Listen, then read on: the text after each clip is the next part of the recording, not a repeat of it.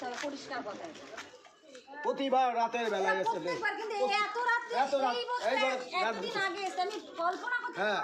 আমি টার্গেট করেছিলাম 28 এই বছর ভয়টা বেশি পেয়েছে, এই বছর ভয়টা বেশি পেয়েছে। হ্যাঁ, আগের দিন বা 28 তারিখ না, ভোটের আগের দিন বা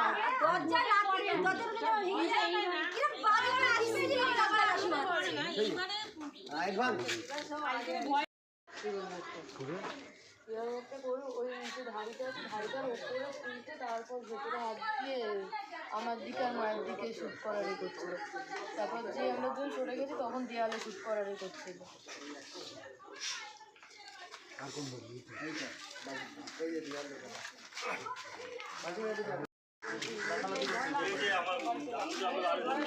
মেয়ে দুমুখো থাকে, ছেলেরা থাকে এরকম ভাবে লাঠি মারে। ঠিক আছে, আপনাদের বাড়িতে হচ্ছে দরজাকে লাঠি মারছে। ও এসে দেখেছে, আমি তো শুনতে পাইনি, মেয়ে শুনেছে।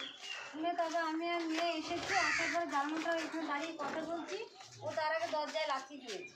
ও এতদিন লাঠি দিয়েছে, আমি তো ভয়তে তাড়াতাড়ি করে উঠে গেছিলাম। এখান থেকে ও বলছে ও যেন বুধে না বসে, ও আমার মাথায় হাত দিয়ে বলো ও বুধে বসবে কিনা। আমি ঠিক আছে, আর বসবে না। বলছে না, আগে মাথায় হাত দাও বৌদি। আমার মেয়ে বলছে যেহেতু তুমি বাড়ি যাও, তুমি এখন কেন এসছো, তাহলে সকালে আসো, তোমরা সবসময় রাত্রিবেলা কেন আসো? বলে না, আগে মাথায় হাত দিয়ে আমাকে বলো যাতে বুঝে না পেলে। হ্যাঁ, পেলে বলছি। আমি তারপর আমাকে বলতে ওইখানে গিয়ে তারপর আমাদের বাড়ি থেকে চলে গেছে। আমাদের এখানে কিছু কথা বলিনি, এইটাই হয়েছে না, এই একই বাড়ি। তারপরে ওনাদের বাড়ি চলে এইগুলো এরকম করে তাহলে বলো আমরা রাত দুপুরে কি করে থাকবো বাচ্চা কাচ্চা নিয়ে বাড়িতে? তাই না, মেয়ে নিয়ে থাকে, সারাদিন কাজ করবো, করি আমরা তো ঘরে বসে থাকি না।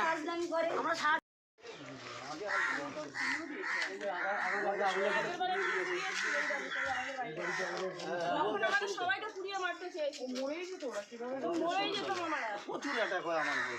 প্রতি বছর এরকম করে, এর জন্য কিছু না করলে হবে? প্রতি বছর এরা এরকম করে।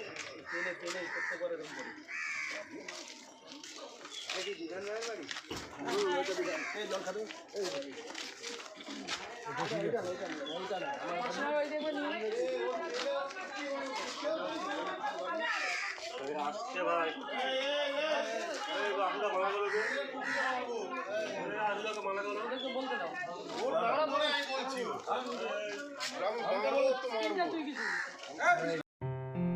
আসন্ন লোকসভা নির্বাচনে রাজ্যের প্রতিটি প্রান্তে বামফ্রন্ট প্রার্থীদের জয়ী করুন।